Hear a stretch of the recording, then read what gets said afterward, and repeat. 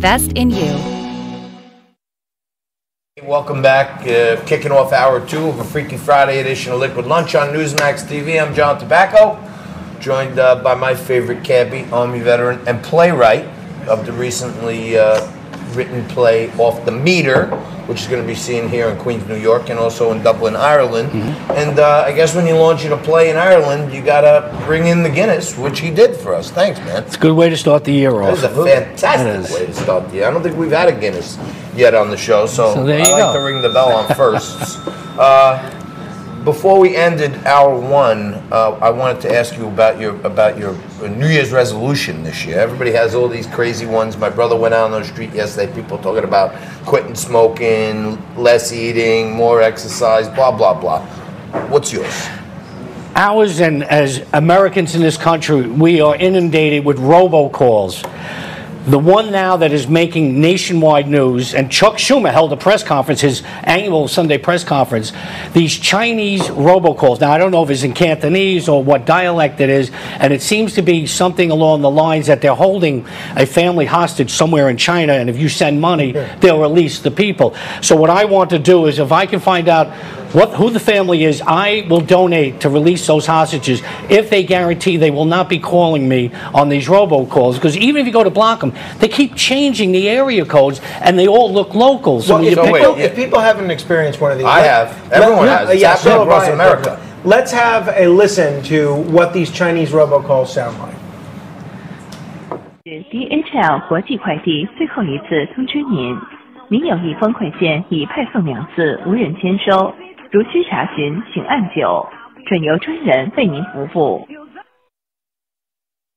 Come on, another one on a different area code. So you can't even block them. We can send a man to the moon. We can block people on Twitter, on Facebook, but we cannot stop the invasion. Talk about Russians taking over Facebook. They have taken over now. The Chinese have taken over the phones and the robocalls and tying up my day.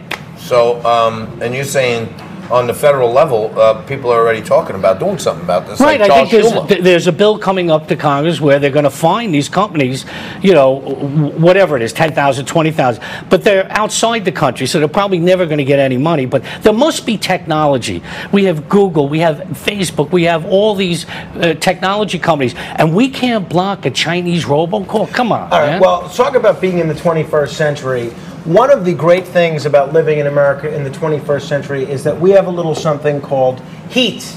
But you are among a small cult of people that refuses to acknowledge the benefits of heat, because you were out there on New Year's Day participating in Coney Island, along with my friend Arthur Aidala, in the polar bear plunge. Jumping into this frigid cold weather. I think we have some photos of you with some of the other polar bears. Who would do this? Why in the world would you do this? But he must really. You know what? I don't like the term cult because Jim Jones and a few people have given it a bad name. It's just a get-together of people on New Year's Day going down to Coney Island and going into the water and starting up. That's Popeye. That's Popeye was down there, and so everybody is down there, and it's a great get-together, and it's a New York event. But you jump into the water. Yeah. We're going to. But the So thing at about some point, the hoodie and the trench coat and all that stuff. Oh yeah, you strip comes out when you off, get near the water. And you got on like. Well, little you're in for maybe 30 seconds 30 and you're back out. Then you head to the local pub. Like Got people, if you come to New York, don't go to Times Square. Go to Coney Island. This is a New York event, just like the Feast of Mont Carmel in Williamsburg in June, and the San Gennaro. I'm a little bit leery of that festival now. When I say the rubber meets the road, he's a cabbie. He's a radio these are host. New York He's events. Talking to regular people every single day. Your insights are always great here, my friend. Thank you so much for the Guinness and joining us for salute. I'm going to have you put mine. We're going to take a quick break. We're going to come back right after this with Fernando Uribe and a whole host of others. Stuart Meisner, U.S. Senate candidate in New Jersey, to breathe right through this Freaky Friday edition of Liquid Lunch.